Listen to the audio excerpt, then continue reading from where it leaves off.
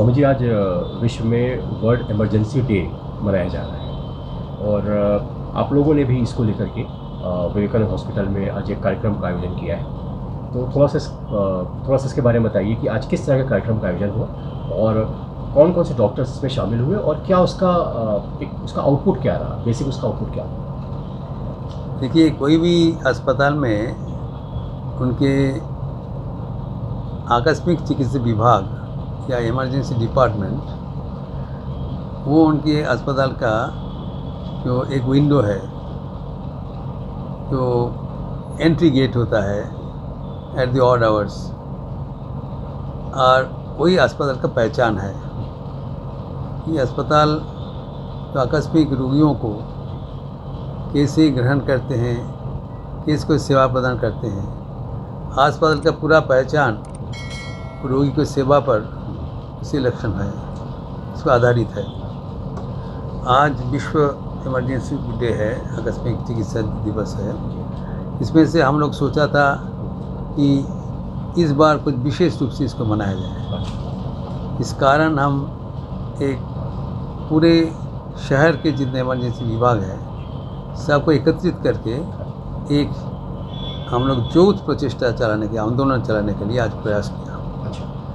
इसमें से विवेकानंद अस्पताल के जो आकस्मिक चिकित्सा विभाग, फिर RML हॉस्पिटल के आकस्मिक चिकित्सा विभाग और SS त्रिपाठी और वेदांत हॉस्पिटल के लोकेंद्र गुप्ता, हाँ, वो भी आए थे, एवं हमारे जो प्रभावित थे सब, एवं हमारे सारे DNB स्टूडेंट्स।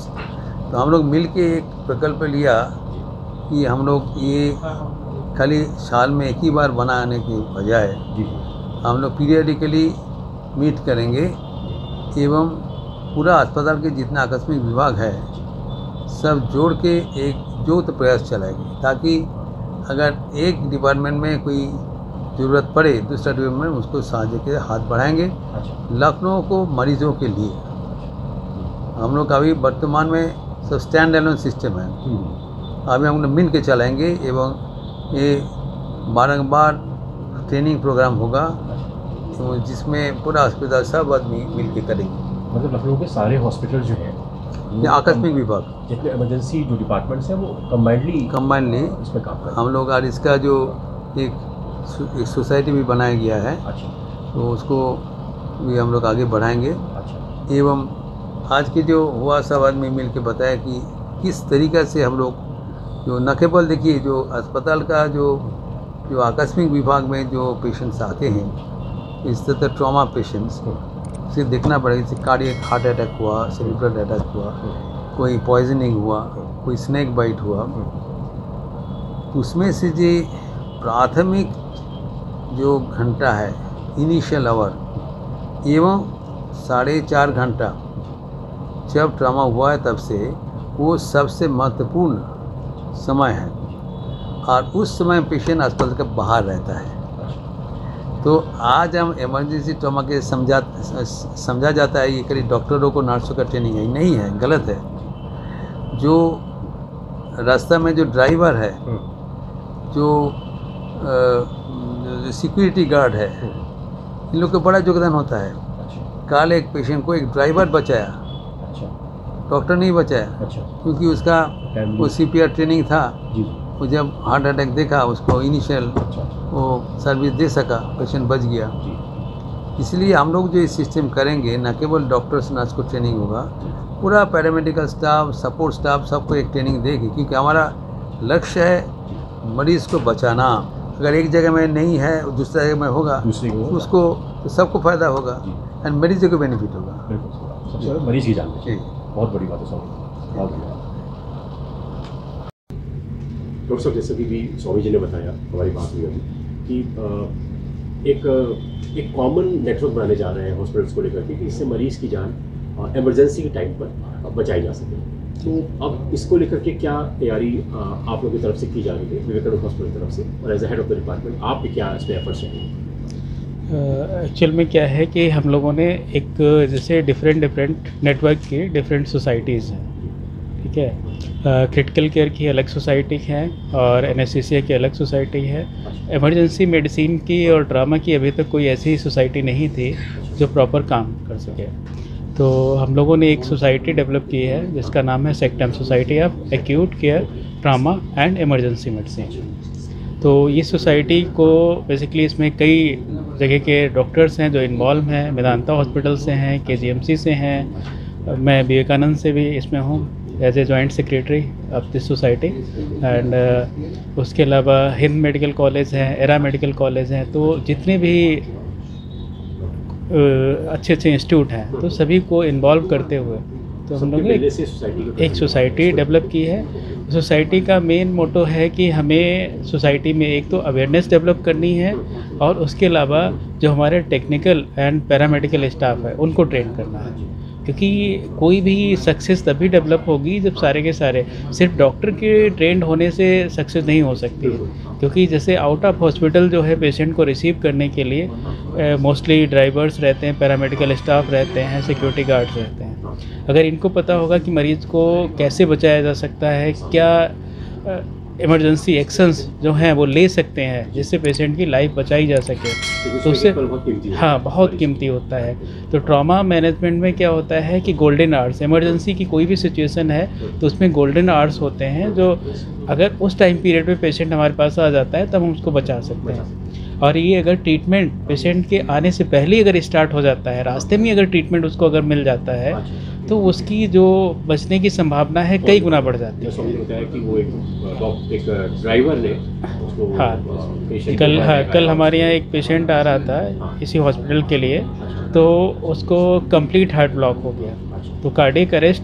तो जैसे कार्डियक अरेस्ट हुआ तो ड्राइवर उसको क्या है कि बेसिक लाइफ सपोर्ट की ट्रेनिंग थी, तो उसने जैसे ही देखा कि उसने सारे रिलेटिव्स को बोला कि आप लोग हट जाइए, तुरंत उसने CPR किया, पेशेंट रिवाइव हुआ। फिर हमारे यहाँ लाया गया, कार्डियोलॉजिस्ट ने उसको पेसमेकर डाला और पेशेंट अभी स्वस्थ है।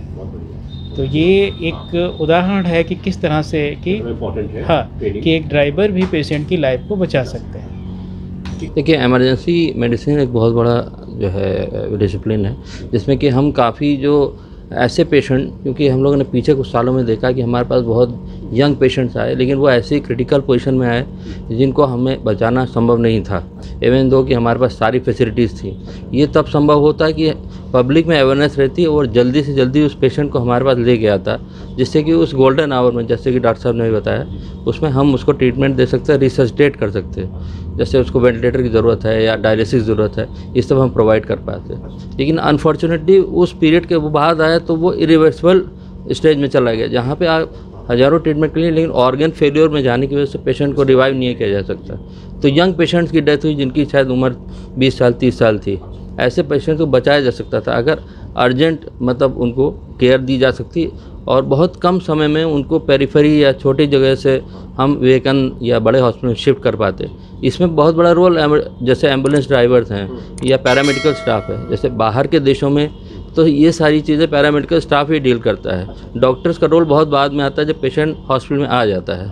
तो ऐसे हम चाह रहे हैं कि हमारे देश में भी ऐसा शुरू हो, खासकर लखनऊ में, जिसमें कि जल्दी से जल्दी पेशेंट को हम यहाँ ले सकें, ICU मैनेजमेंट उसका शुरू हो सके। और अगर बहुत ज़्यादा ज़रूरत नहीं लगी तो उसमें ट्रायज होगा। ट्रायज मतलब हम कम सीरियस पेशेंट को दूसरी जगह भेज सकते हैं जहाँ की कम ज़रूरत है चीज़ों की, और ज़्यादा जो क्रिटिकल उसको हम रख के तुरंत इलाज शुरू कर सकते हैं, जिसमें कि सर्जरी और बाकी जैसे अपना चेस्ट फिजिशियंस हैं, CTVS के सर्जन हैं, उन सब का रोल है और वो सभी एकजुट होकर मिलके इस पेशेंट को ठीक करने में सहायता करते हैं बोलते हैं। लेकिन नॉन ट्रॉमेटिक इमरजेंसीज भी बहुत होती हैं, मोर देन ट्रॉमा।